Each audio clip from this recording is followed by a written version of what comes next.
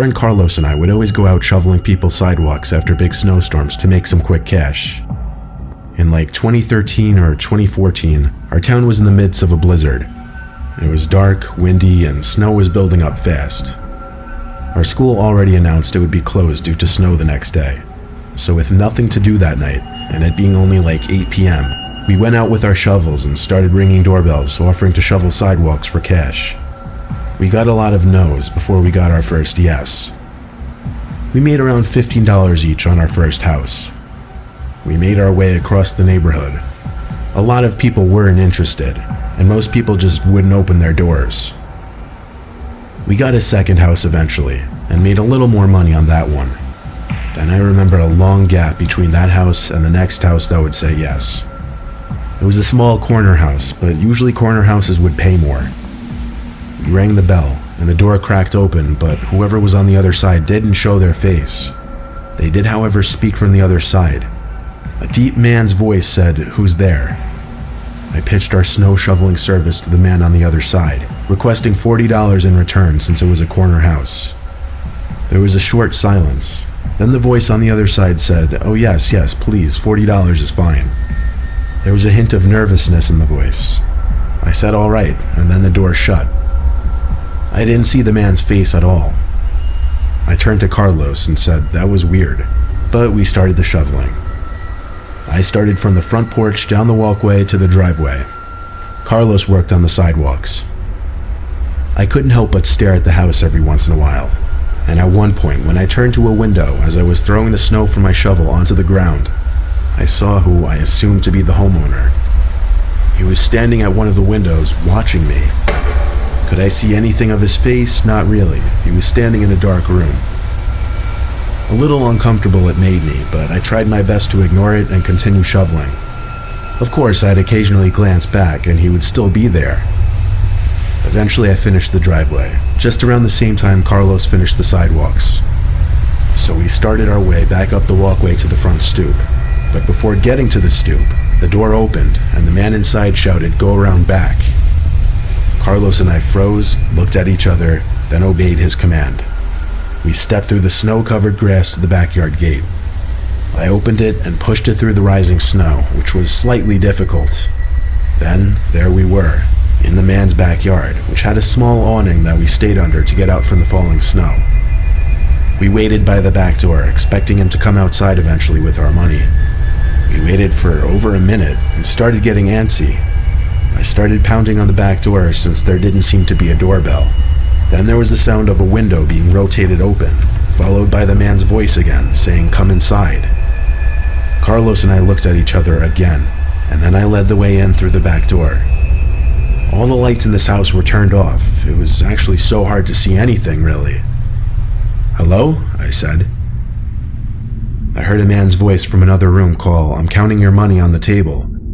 It seemed he was inside the kitchen, which was connected by a small door through the room we entered from. We walked closer to the kitchen, which appeared to be lit up through the window only by the streetlight standing on the side of the house. I stood at the doorway, intending on looking through the crack of the door to see where the guy was standing in the kitchen, but I couldn't see through the crack because it was blocked by him. The man was standing on the other side of the door, looking through the crack. I turned and pretended I didn't see him. I made up some bull, like telling Carlos we forgot something outside. We left the house, and the man didn't say a word. As soon as we got outside, we grabbed our shovels and sprinted away from there.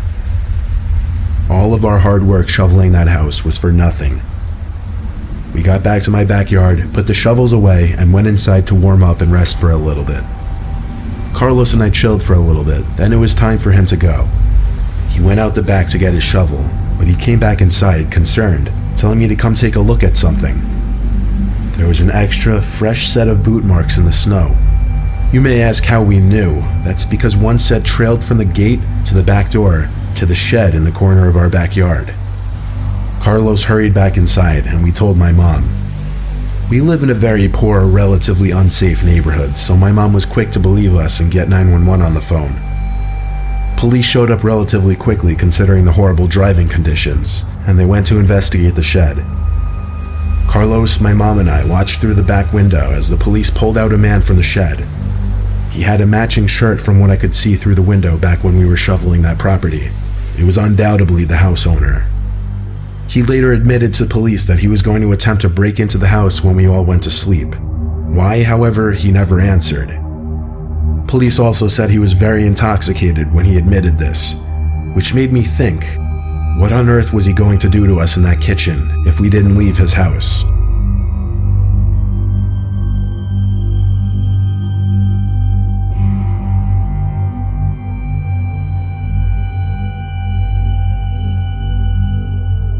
It was an early December night, and we were having our first snowstorm of the year.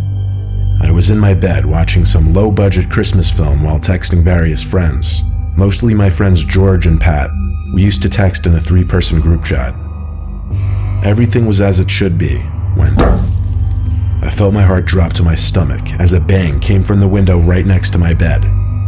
I opened the curtain, but there was no one standing out there.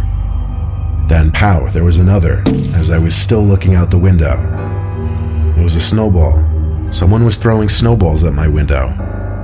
I stood on my bed to get the best possible view out the window, but I didn't see anyone standing out there in the snow. So I actually lifted open my window to call out. It was almost immediately after I shouted out the window that I heard someone's laughter. Not a child's laughter like I was expecting it to be. It was a deeper voice, could belong to anyone from the age of 17 to 40 for all I knew. I shut the window and started texting in our little group chat saying I knew it was one of them messing with me. The fact that they now weren't responding made me even more confident. I didn't close the curtain as I knew whichever one of them it was, they weren't done messing with me. And just like that, another snowball hit my window. I lifted the window up quickly to try and catch them, and there he was standing in the snow, waving to me. But it wasn't either of my friends. It was some guy in a black beanie and black coat with gloves on, laughing. He started approaching the window. I hurried and slammed it shut and twisted the little lock. I also closed the curtain so that he couldn't look into my room. Both of my friends had texted back by now with question mark responses. Then there was a single knock at my window, and it started being fiddled with and shaken. He was trying to lift it open. When it all stopped, I waited a couple minutes before peeking through the curtain. It seemed the coast was clear, so I finally went to go tell my mom and dad about the whole thing, who came to have a look out my window. Sure, my dad believed me, he literally saw the footprints in the snow, but he just didn't see it necessary to call the police, figuring whoever was out there gave up. My dad turned on all the outside lights just as a deterrent, and then they went to sleep. I stayed up in my room with the lights off, continuing to watch movies. My door clicked open. I said get out, assuming it was my little brother. The door shut, so it seemed he listened to me. Silence, except for the TV. I watched for a long while, then a click in my wood floor. I turned, halfway through repeating get out in a louder voice, when realizing it was not my short little brother.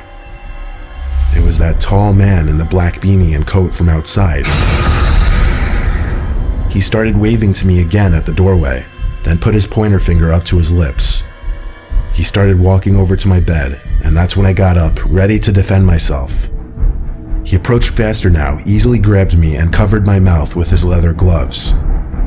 There was a wet white towel in his glove that he was pressing to my face for a long time. I tried to break free and scream, but I couldn't, and that was the last thing I remember before everything went black. I woke up in my living room with my parents and police hovering over me. An ambulance arrived shortly. My dad heard the commotion going on in my room and came to find the man over me. My dad, much larger than that man, managed to overpower him, but not long enough before the police could arrive. He ran out the front door and disappeared. I was quickly brought to the hospital. Thankfully, I was all right. If you're wondering, the man climbed in through our downstairs window.